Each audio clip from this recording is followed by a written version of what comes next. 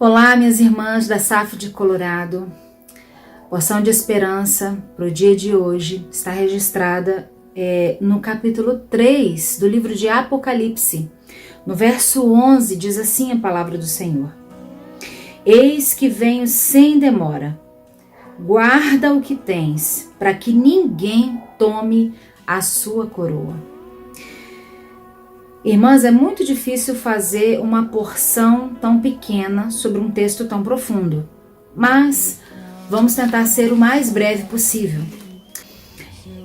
Esse texto está sendo direcionado para a igreja de Filadélfia. Filadélfia era uma igreja fiel, era uma igreja que tinha suportado grandes provações. Filadélfia era uma igreja que havia resistido às pressões daquela época. Filadélfia era uma igreja importante, que agora estava recebendo do Senhor Jesus um aviso, um alerta. Olha, eu vou voltar e não vai demorar. Muito bem. Nesse texto aqui, há 3 coisas importantes que a gente precisa observar, que servem de lição para nós nesses dias. A primeira delas, logo no início, diz assim: Eis que eu venho sem demora. E é interessante porque as gerações que nos antecederam informaram, anunciaram o retorno de Cristo para as suas gerações. E nós que somos essa geração agora, também temos esse dever de anunciar que Cristo vai voltar e não vai demorar. Mas nós temos uma tendência de nos esquecermos dessa promessa. Por quê? Porque nós estamos muito envolvidas com as coisas desse mundo. Pode acontecer de nós estarmos tão envolvidas, mas tão envolvidas com as tarefas, com as responsabilidades desse mundo, que a gente esqueça dessa promessa. E pior, viva aqui como se a gente fosse daqui. E nós não somos desse lugar. E a promessa que Jesus fez de que Ele vai voltar é uma promessa fiel, ela vai se cumprir. A segunda lição que nós aprendemos com esse texto, ele diz assim: conserva o que você tem, guarda o que você tem. E aí, pensando sobre isso, lembrei de outros textos na palavra de Deus que falam sobre as coisas importantes que o Senhor nos dá para que a gente guarde, tome conta, zele por essas coisas. Guarda o que você tem, guarda o que você recebeu do Senhor. Por exemplo, tem um texto na palavra do Senhor que diz: olha, guarde o teu coração. Por que essa orientação nos é dada, minhas irmãs? Porque do nosso coração é que procede as fontes da vida. Veja bem, o nosso coração é a sede das nossas emoções, dos nossos sentimentos. Então, nós precisamos entender que com as nossas emoções, com os nossos sentimentos, nós precisamos glorificar o nome do Senhor. E nem sempre a gente consegue. Por causa do pecado, os nossos sentimentos, emoções foram afetados. E eles precisam passar por um processo de transformação. E esse processo, ele se dá por meio de quê? Por meio da leitura da palavra. As nossas emoções precisam ser santificadas. Precisamos guardar o nosso coração. Uma outra coisa que a palavra de Deus nos diz para guardar é guardar o nosso pé. Guarde o teu pé quando entrares na casa do Senhor. Claro, esse texto fala sobre um zelo, um cuidado que nós temos que ter com a casa de Deus. Não somente com o templo físico, mas com tudo que envolve a casa do Senhor, inclusive o rebanho. Guarda o teu pé quando entrares na casa de Deus. É lugar santo, é um lugar separado. Mas nós precisamos lembrar que nós somos hoje o templo do Senhor. Ele mora em nós. Nós somos a casa de Deus. Nós temos que cuidar dessa casa. E será que nós estamos cuidando? Uma outra palavra também diz assim, guarda a tua fé.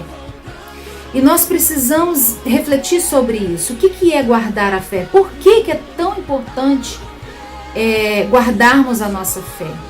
Porque a nossa fé, ela é testada o tempo todo.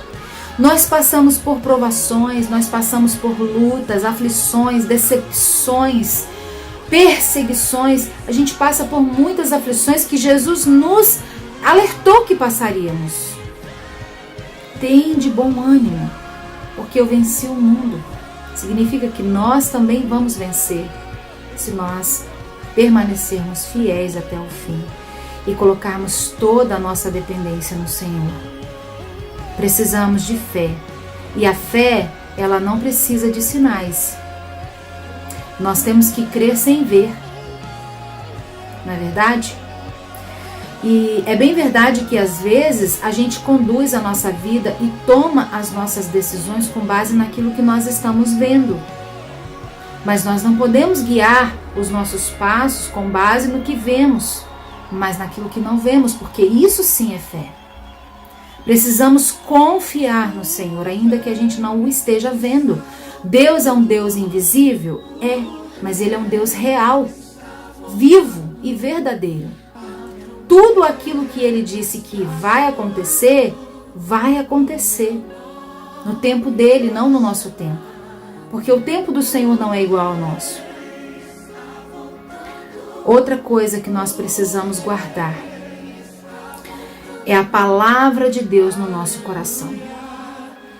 Para que, minhas irmãs, que nós precisamos guardar a palavra de Deus em nosso coração? Para que a gente não peque contra o Senhor. Guardei a tua palavra no meu coração para não pecar contra ti.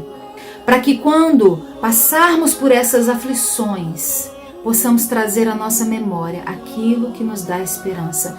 Nós estamos passando por um tempo de aflição. Medo, incerteza, ansiedade, insegurança. Quantos sentimentos estão tomando conta de nós nesse tempo?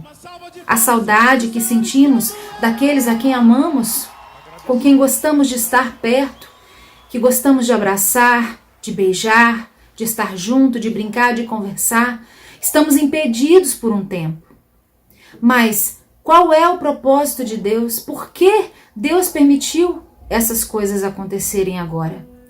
O texto termina, a terceira parte desse versículo fala assim: conserva o que tens para que ninguém tome a tua coroa.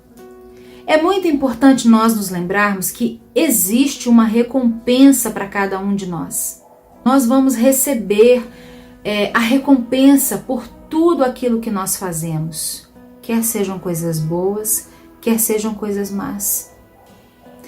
Mas o fato é que essa recompensa, essa coroa, esse prêmio que vamos receber da parte do Senhor, Ele dará àqueles que permanecerem fiéis até o fim.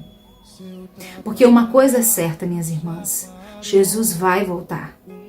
Jesus está voltando, e os sinais da sua vinda, como diz a letra da canção, do hino que a gente ama tanto cantar na nossa igreja, os sinais da tua vinda já se mostram cada vez. Vencendo vem Jesus. Ele não vem de forma tímida. Dessa vez, Jesus ao voltar, voltará em glória. Os céus vão se rasgar, todo olho verá. Os olhos que creram e os olhos que não creram verão a vinda de Cristo.